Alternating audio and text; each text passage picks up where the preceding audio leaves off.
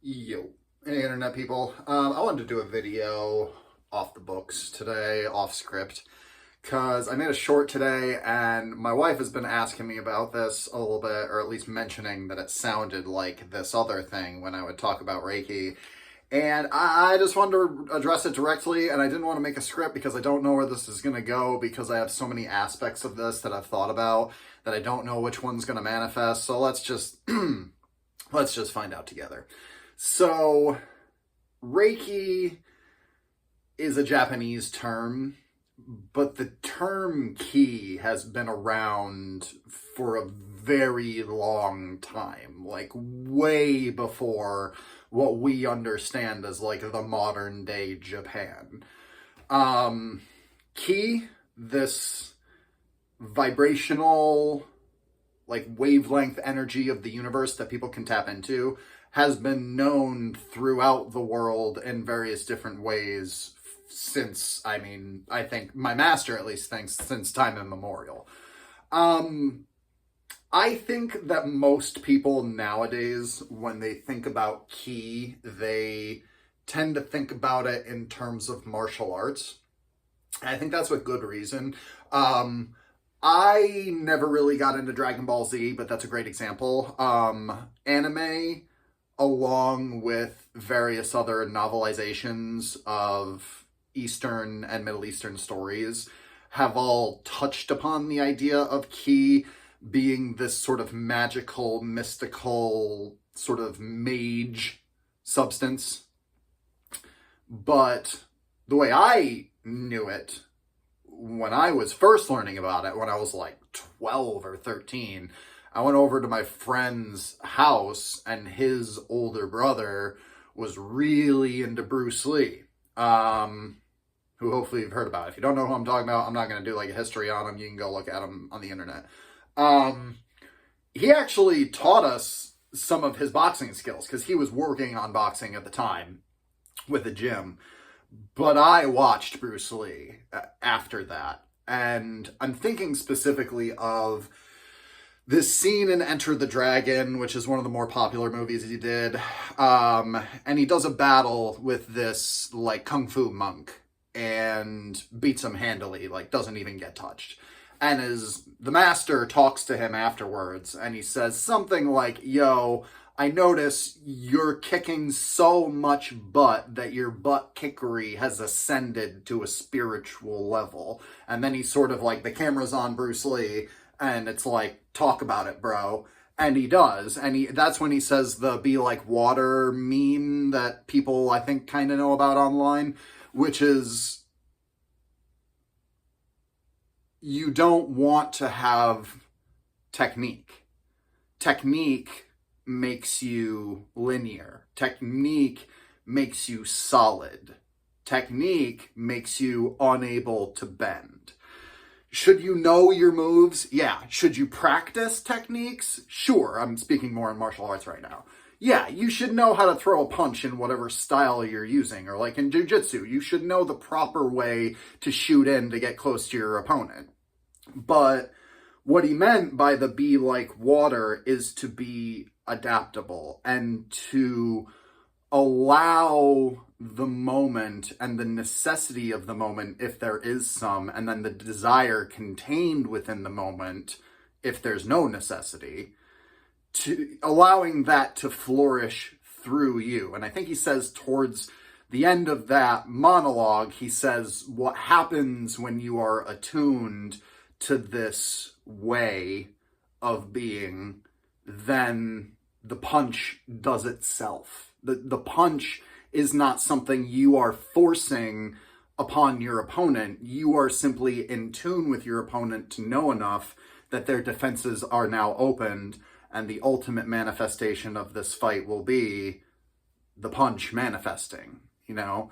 And I think that type of idea, which is sort of the essence of Kung Fu, is difficult for people to understand, especially in the West, because I feel like in the West and Western culture, dating all the way back to Greece and the idea of Kronos, the time god, was time is such a overarching thing that you have to block time in order to have a controlled, or maybe not controlled, but like a fluid existence.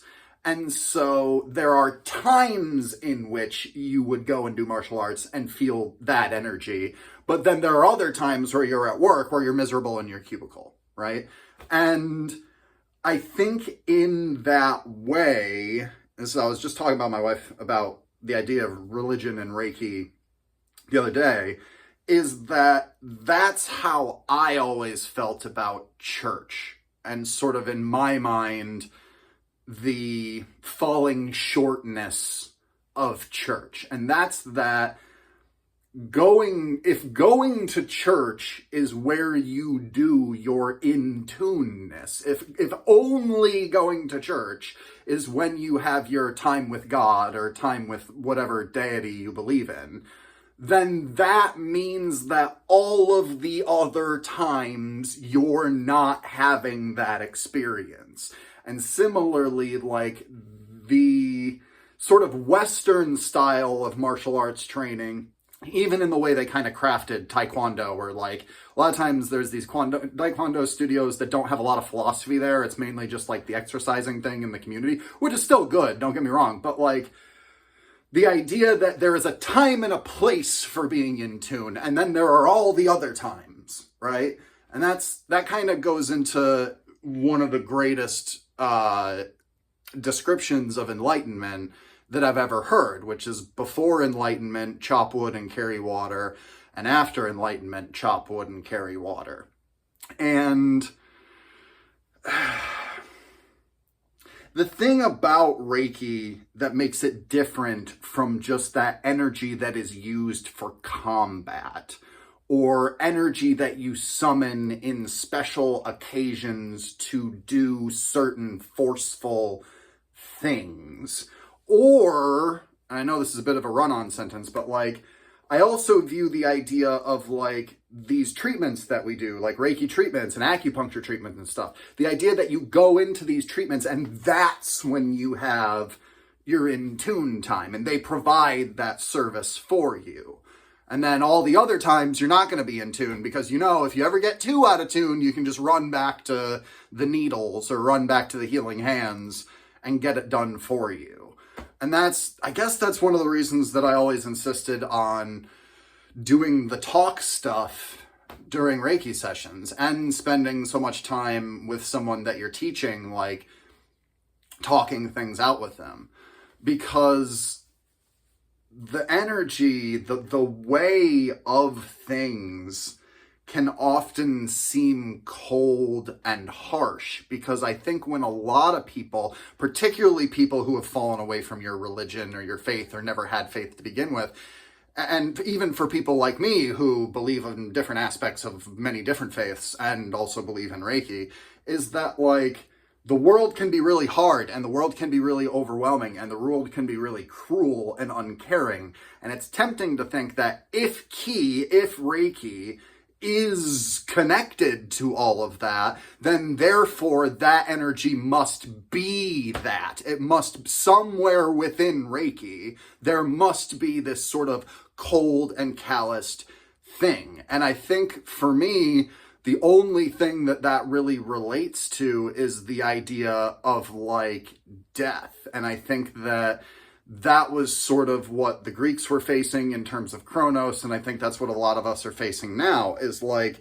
what's the point if you just die? Like, what's the point of doing all of this and getting into the energy and doing anything extra that isn't working to survive? Why do anything extra that you don't need to do when you're already so exhausted?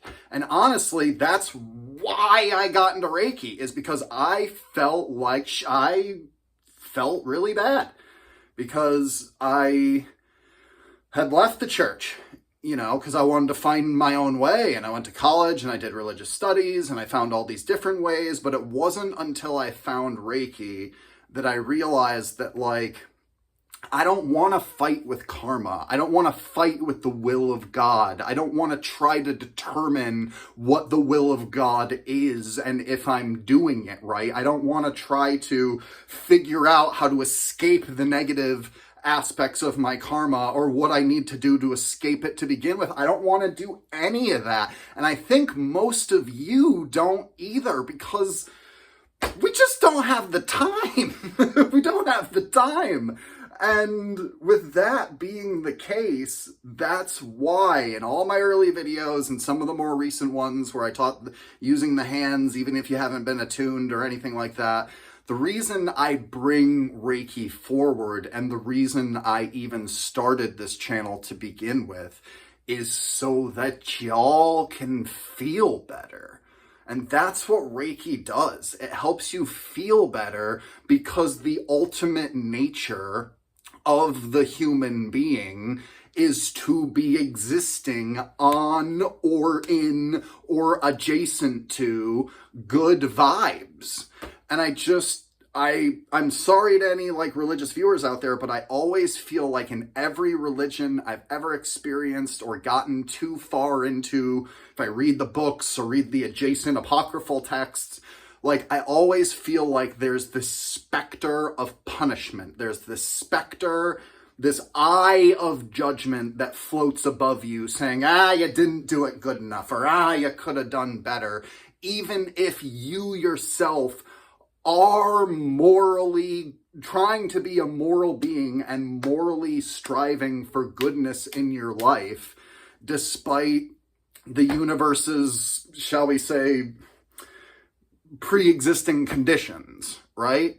And I mean, I don't really know what to say much more than that. I think that Bruce Lee really had it right. He says in the beginning of that speech, when they say, how have you gotten to this spiritual point of your fighting style?